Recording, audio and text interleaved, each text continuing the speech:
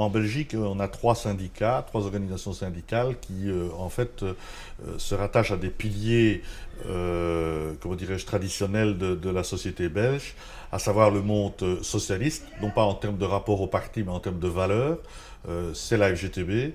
Le syndicat chrétien qui se rattache aux valeurs chrétiennes humanistes, et le syndicat libéral qui prétend pouvoir allier la référence au libéralisme, y compris au libéralisme économique, et en même temps être organisation syndicale. Donc, GTB est évidemment un peu critique sur cette question-là, mais enfin, pour planter le décor, voilà les trois syndicats belges. Deux sont très importants, la FGTB et la CSC. En termes de rapport de force, la CSC c'est 1 800 000 membres, nous sommes 1 500 000 à la FGTB. Le syndicat libéral est beaucoup plus petit puisqu'il avoisine les 400 000.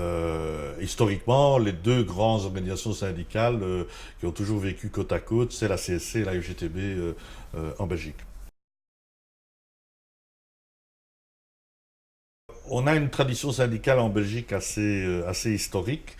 On est dans des taux de syndicalisation en Belgique qui avoisinent en moyenne les 65-70, entre 65 et 70%.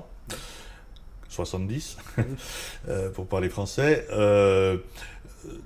C'est d'abord historique, ça c'est un. Deux, on a même dans certains secteurs des rapports beaucoup plus importants. Hein. Si je prends le secteur de la construction, on est à plus de 85% de taux d'affiliation. Alors là, c'est dû en fait à trois éléments. Le premier élément, c'est l'élément historique. Le monde syndical est profondément ancré dans les relations de travail en Belgique.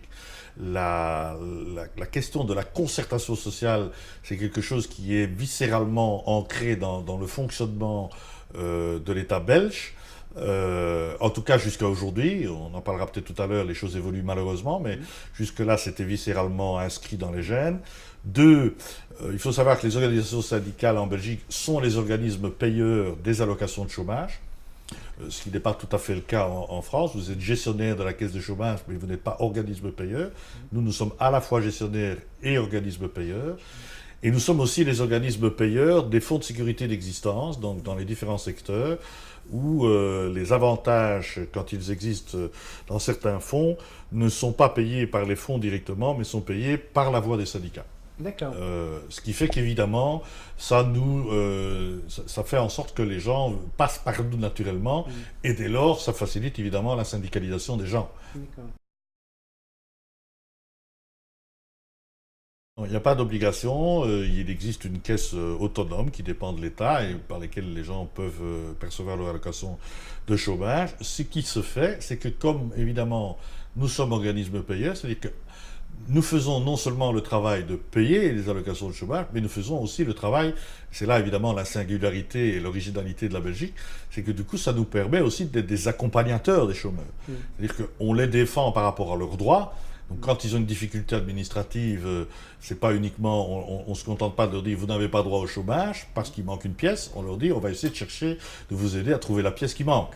Donc ça c'est évidemment une plus-value importante de l'activité syndicale, et c'est aussi parce que par ce biais-là, on accompagne des gens à la fois sur des orientations en type de formation, en termes de manière dont on les aide à rechercher de l'emploi. On a des structures où on accompagne les chômeurs, comme on accompagne les gens dans leur secteur que lorsqu'ils ont besoin d'avoir recours au fonds de sécurité d'existence.